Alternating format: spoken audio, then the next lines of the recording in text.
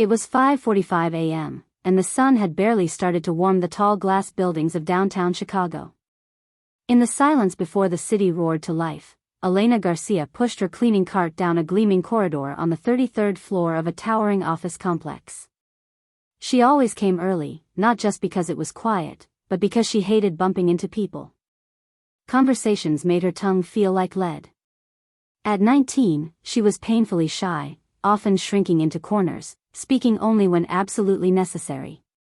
The other cleaners called her Little Mouse because of how silently she moved, how small she made herself seem. Today was no different, except it was her first time working on this floor. She paused outside a large, oak-paneled door with gold letters, CEO, Jonathan Blake. Her supervisor had told her the offices here were all empty till 9 a.m., so she pushed inside without thinking. The room smelled of polished wood and faint cologne. Floor-to-ceiling windows bathed everything in soft morning light. Elena said about her routine, dusting, wiping, organizing papers without reading them. That's when she noticed the photo. It was in a silver frame on the CEO's massive desk.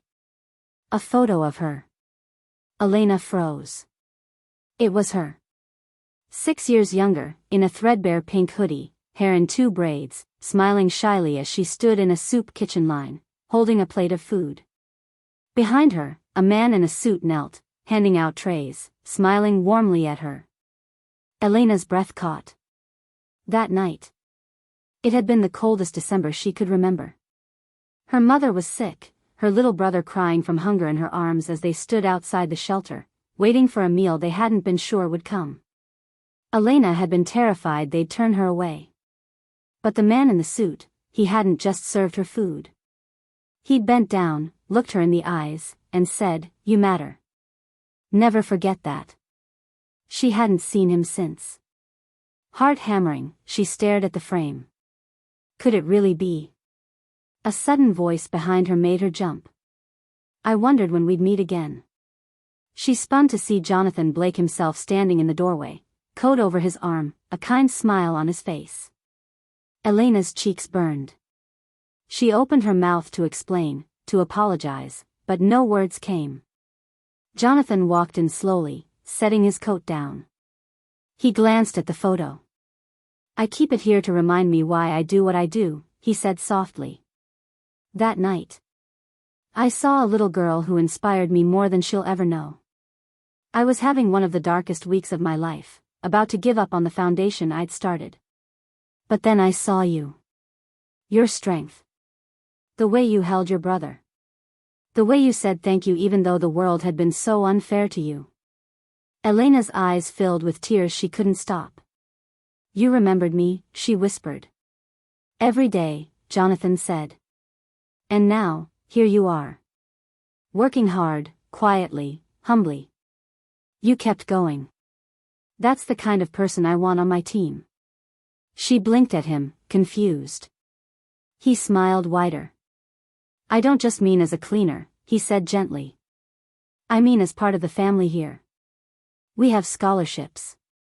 Career development programs. You've got determination most people can only dream of. Let me help you." Elena shook her head, tears slipping down her cheeks. I don't know what to say," she whispered. "Say yes," Jonathan said simply. "Say you believe what I told you that night, that you matter." And for the first time in years, she let herself smile, a real smile, small but bright. "Yes," she said. That morning, as the city outside stirred to life, a shy young woman stood a little taller. Sometimes, one quiet act of kindness, a warm meal, a kind word, plants a seed that grows into something bigger than anyone could imagine. Elena learned that day that no matter how small you feel, your story matters. You matter. And somewhere in the world, there's someone who remembers the day you inspired them to keep going. Heartfelt. Genuine. And a reminder for all of us, even the smallest act of compassion can change a life, and come full circle in ways we'd never expect.